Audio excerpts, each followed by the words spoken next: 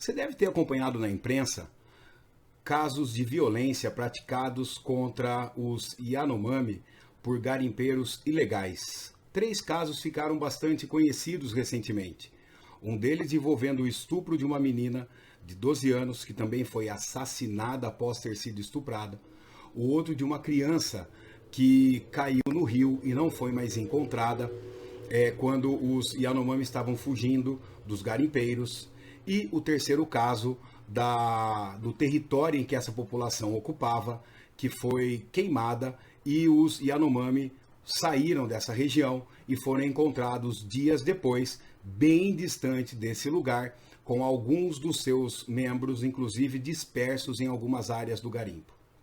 Eu sou Luciano Verdicchio, professor de Sociologia do Grupo Pré-Vestibular, esse grupo aqui, e nós vamos conversar sobre essa questão que envolve a população Yanomami e alguns casos de violência indígena brasileiro. Antes de continuar, vou pedir por gentileza para que você se inscreva no nosso canal, curta o nosso vídeo, ative o sininho para receber as notificações do Grupo Pré-Vestibular, aqui no nosso canal do YouTube do Grupo Resolve. Seja bem-vindo então para o nosso bate-papo. Como que a sociologia pode te ajudar a interpretar esses fenômenos, para que você tenha uma visão mais crítica da sociedade? Legal, mas para que você também possa aplicar esse conhecimento no vestibular e no Enem.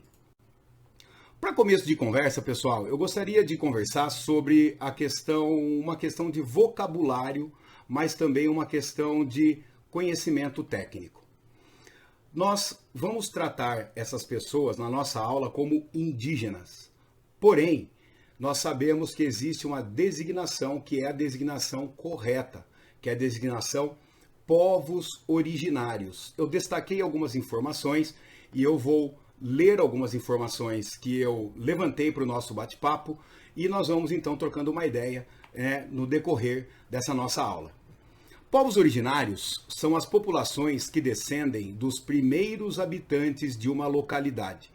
Estima-se que há 12 mil anos atrás, o território que veio a se chamar Brasil já era habitado por essas populações das Américas e até hoje se relacionam e compartilham conhecimentos. E é nessa história de 12 mil anos, e alguns pesquisadores colocam até um pouco mais a chegada dos Yanomami, onde hoje é considerado o território brasileiro, mas também o território venezuelano, já que uma parte da sua população se esparrama pelo território da Venezuela. Alguns pesquisadores calculam que entre a saída de alguns povos asiáticos, passando pelo Estreito de Bering, chegando até a América, data de mais ou menos 15 mil anos atrás. Ou seja, muito antes dos europeus cravarem os pés aqui na nossa América. Segundo o antropólogo Eduardo Viveiros de Castro, pesquisador e professor de antropologia do Museu Nacional da Universidade Federal do Rio de Janeiro e sócio fundador do Instituto Socioambiental, ou ISA, índio é qualquer membro de uma comunidade indígena reconhecido por ela como tal. Comunidade indígena é toda comunidade fundada em relação de parentesco ou vizinhança entre seus membros, que mantém laços histórico-culturais com as organizações sociais indígenas pré-colombianas. Com esses termos, você consegue então ter uma visão de como que a antropologia, a sociologia identifica esse grupo étnico e esse indivíduo. E também como que esse indivíduo que se considera indígena se vê e se identifica. Então fica aqui nossa primeira informação, uma questão de identidade relacionada ao aspecto não só físico, mas também ao aspecto sociocultural. Sobre a população Yanomami, eu vou ler algumas informações aqui para nós, que foram retiradas do portal Survival, que também pesquisa povos indígenas. É de março, do dia 17 de março de 2021. Primeira informação, Os Yanomami são um dos maiores povos indígenas relativamente isolados da América do Sul. Vivem nas florestas e montanhas do norte do Brasil e do sul da Venezuela. O etnônimo, abre aspas, Yanomami, fecha aspas, foi produzido pelos antropólogos a partir da palavra Yanomami, que na expressão Yanomami TP significa seres humanos. Mas preste atenção que interessante a visão de seres humanos que está por trás da noção de Yanomami. Essa expressão se opõe à categoria Yaro, animais de caça, e Yai, seres invisíveis ou sem nome, mas também a Napê, inimigo, estrangeiro, branco. Ou seja, a palavra Yanomami, que significa seres humanos, está relacionado à noção de humanidade para o próprio Yanomami. Um ser que tem conexão com o seu espaço, com os outros integrantes da sua comunidade e também com o seu passado, com o seu presente, com os seus seres espirituais e por isso com a sua cultura. Hoje, sua população total é de cerca de 38 mil indígenas. O território Yanomami no Brasil tem 9,6 milhões de hectares. Na Venezuela, os Yanomami vivem na reserva da biosfera Alto Orinoco Cassiquiare, de 8,2 milhões de hectares. Juntas, essas regiões formam o maior território indígena coberto por floresta de todo o mundo. Os Yanomami primeiramente entraram em contato direto com os invasores na década de 1940, quando o governo brasileiro enviou equipes para delimitar a fronteira com a Venezuela. Logo depois, o Serviço de Proteção aos Índios, o SPI, do governo e grupos religiosos missionários se estabeleceram no território Yanomami. Este fluxo de pessoas, obviamente, levou às primeiras epidemias de sarampo e gripe, resultando na morte de muitos Yanomami. No início dos anos 70, o governo militar decidiu construir uma estrada cortando a Amazônia ao longo da fronteira norte, a Transamazônica. Sem aviso prévio, tratores percorreram a comunidade Yanomami de Opiquiteri. 2 aldeias inteiras desapareceram em decorrência das doenças trazidas pelos invasores. Hoje, os fazendeiros de gado e os colonos usam a estrada como um ponto de acesso para invadir e desmatar a terra Yanomami. Não fosse apenas o peso ligado à questão do garimpo, também a questão da madeira ilegal, a extração ilegal da madeira, mas também a criação de gado nessas regiões, nas terras Yanomami, também ameaçam a população Yanomami. Com relação ao estilo de vida Yanomami, também no portal Survival você encontra as seguintes informações. Os Yanomami vivem em grandes casas comunais circulares chamadas de yanos ou chabonos. Algumas podem acomodar até 400 pessoas. A área central é utilizada para atividades tais como rituais, festas e jogos. Cada família tem sua própria fogueira, onde o alimento é preparado e cozido durante o dia. À noite, as redes são penduradas próximas ao fogo, que é alimentado durante toda a noite para manter uma boa temperatura. Os Yanomami acreditam fortemente na igualdade entre as pessoas. Cada comunidade é independente das outras e elas não reconhecem os chefes. As decisões são tomadas por consenso, frequentemente após longos debates, onde todos têm o direito à palavra. Com relação à noção de chefe, gostaria de citar aqui para vocês, esse livro, A Sociedade contra o Estado, de Pierre Clastres, sobre esse antropólogo muito importante, que explica como que as populações tribais lidam com a noção de chefe. Eu vou ler aqui trechos que eu separei aqui para nós, na página 222 e 223. Vem assim: portanto, a tribo não possui um rei, mas um chefe que não é chefe de Estado. que significa isso?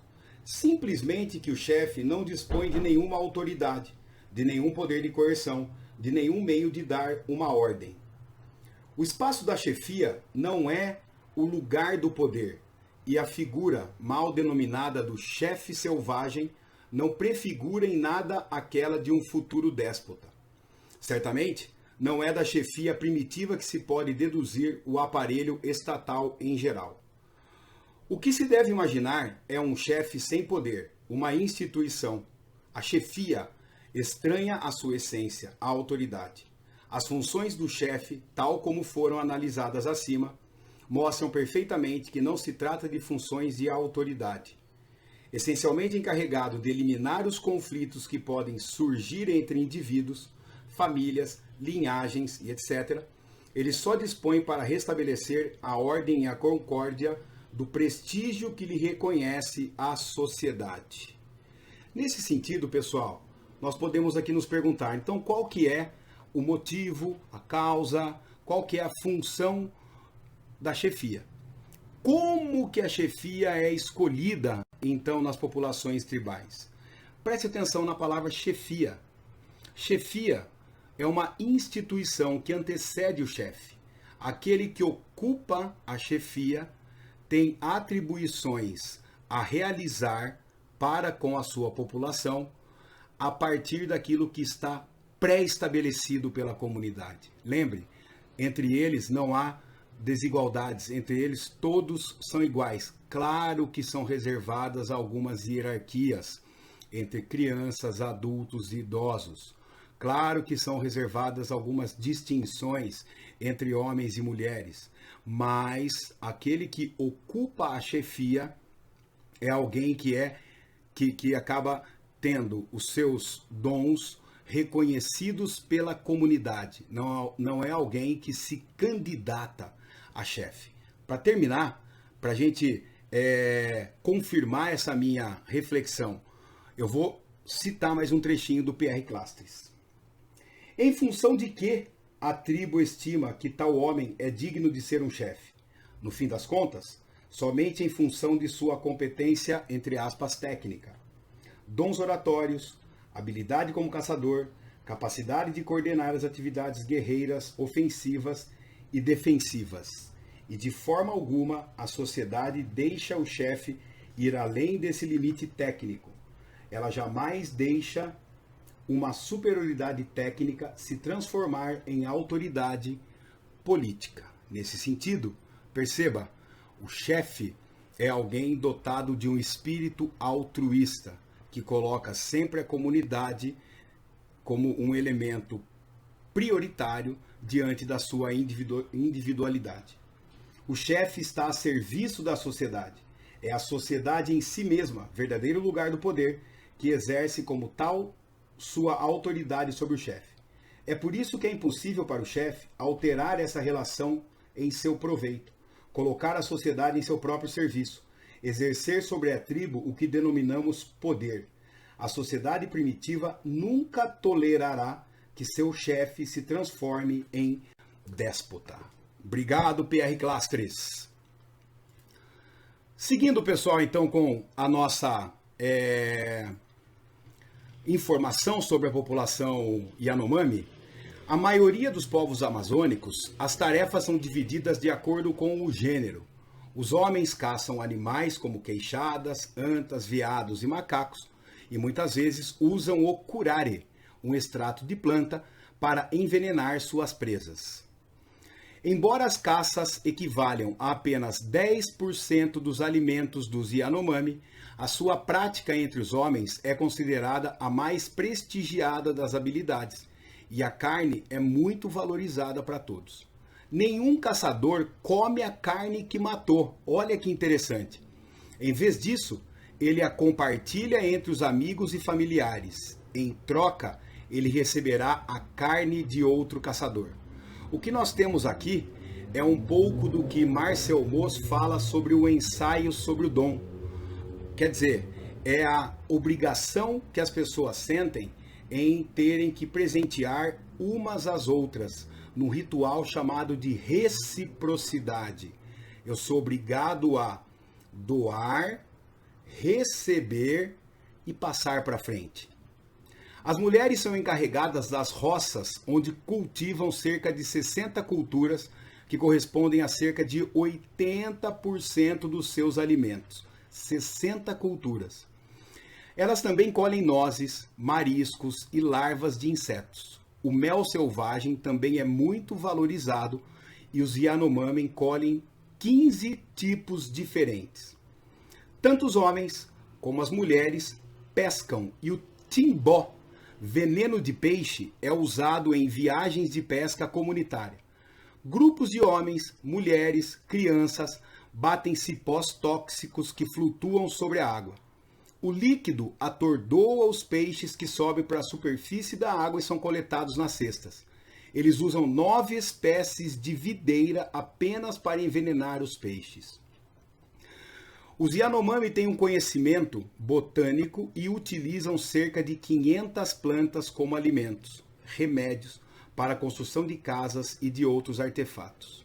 Eles se sustentam em parte pela caça, coleta e pesca, mas a roça também são cultivadas em roças amplas localizadas na floresta.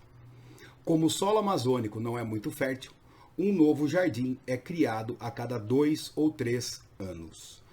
Gostaria aqui de chamar a atenção para 2 reflexões teóricas, sociologia e antropologia. Sociologia. A partir dessa leitura, gostaria de chamar a atenção primeiramente para o conceito de solidariedade mecânica desenvolvido pelo sociólogo francês, ele mesmo, Émile Durkheim. Repare, pessoal, a solidariedade mecânica é um tipo de união entre pessoas a partir de crenças, sentimentos e tradições que são comuns aos membros da sociedade. Nesse sentido, nós podemos ver, por exemplo, o fato de haver uma, primeiro, divisão sexual do trabalho e que é importante para a manutenção da sociedade. É uma divisão tradicional. Nós podemos perceber também aqui a sobreposição da consciência coletiva sobre a consciência individual. A partir dessa divisão do trabalho, dá para entender bem que as pessoas compreendem o papel que o homem cumpre, o papel que a mulher cumpre, e deve ter aqui alguma correlação entre os adultos, os idosos e as crianças relacionados nessa solidariedade mecânica. Também gostaria de chamar a atenção para o antropólogo belga, francês, Lévi-Strauss, no livro O Pensamento Selvagem, em que, de maneira muito simplificada, discute a noção de que os povos tribais, por exemplo, são povos selvagens por não terem as mesmas instituições que os povos não tribais, que os povos de estilo de vida capitalista têm.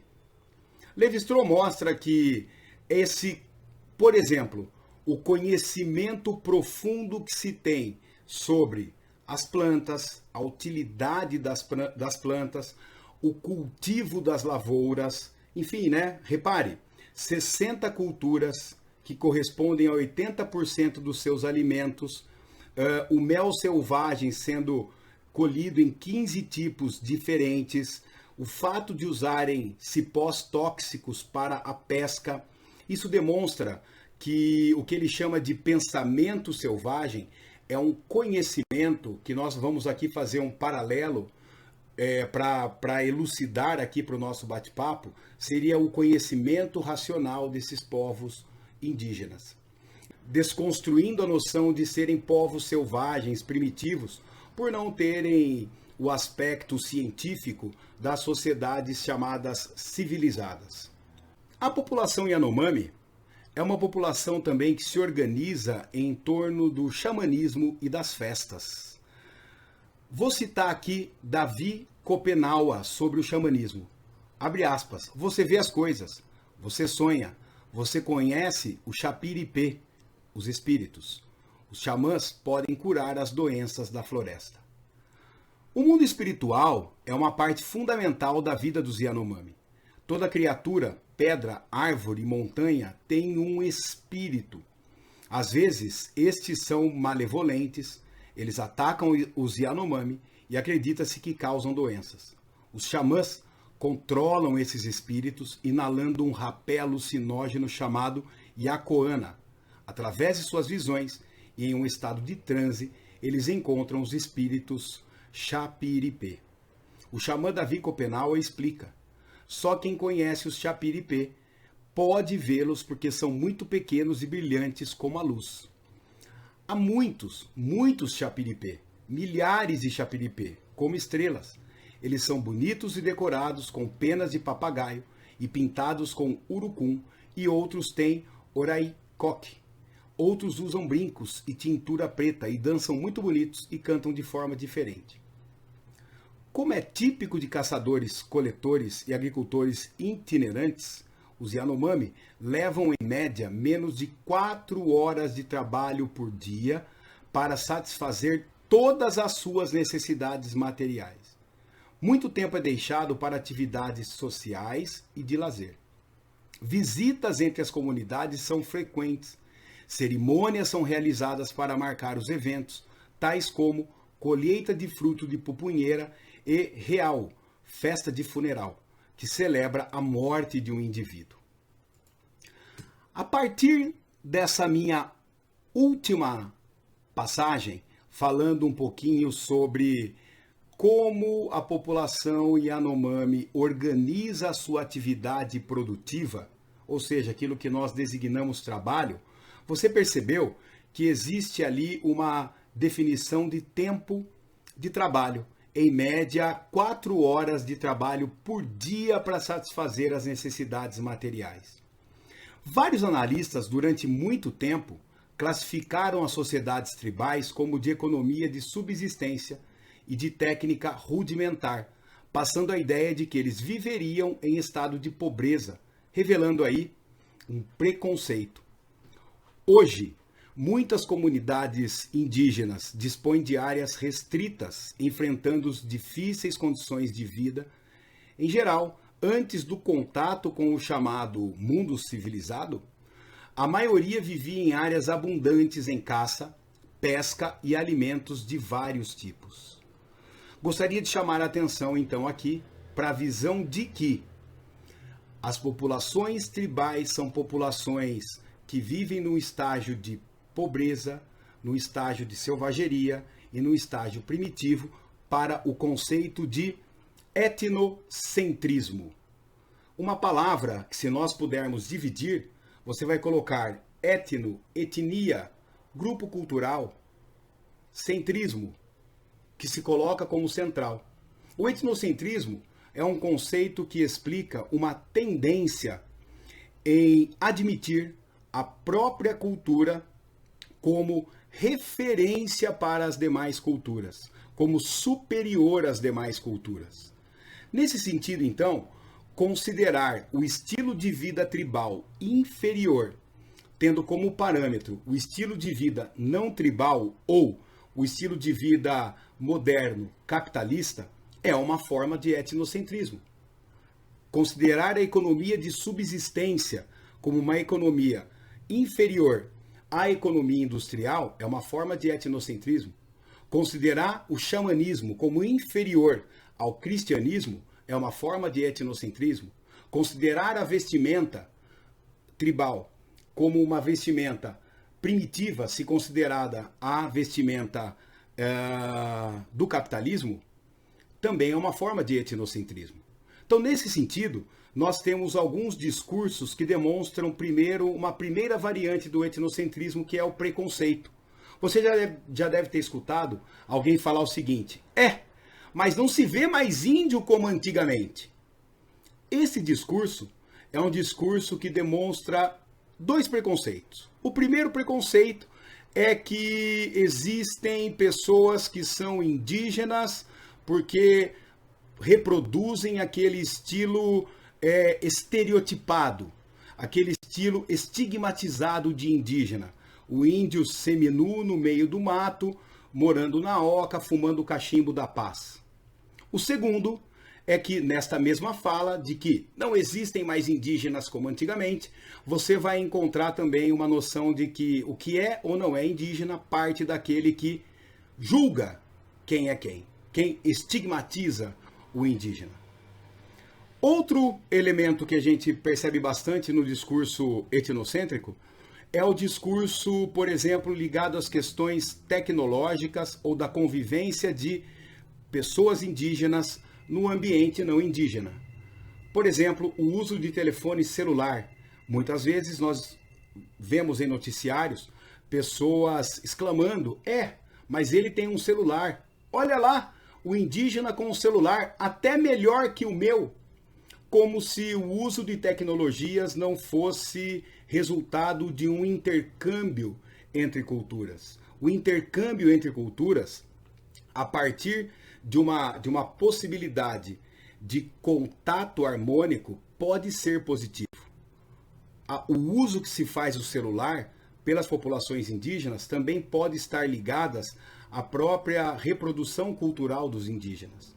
Então essa noção de que as tecnologias que se valem para um grupo não devem se valer para o outro, porque as descaracteriza, as torna estigmatizadas e estranhas, são formas de etnocentrismo. Mas o antropólogo estadunidense Marshall Sahlins escreveu em Sociedades Tribais sobre a questão dessa noção de superior e inferior com relação às populações indígenas. Sahlins, esse antropólogo estadunidense, via nas populações tribais não uma sociedade pobre ou inferior, mas ele, ao compreender a lógica da sobrevivência, a lógica do estilo de vida tribal, Marshall Sahlins percebeu que o fato dessas populações, por exemplo, trabalharem numa rotina totalmente diferente da rotina do mundo não indígena, está ligado à relação que esses povos têm com a natureza e com as suas tradições. A natureza para essas populações não é vista como um bem material, como um recurso a ser explorado pelo lucro, mas ele se vê como parte integrante deste mundo.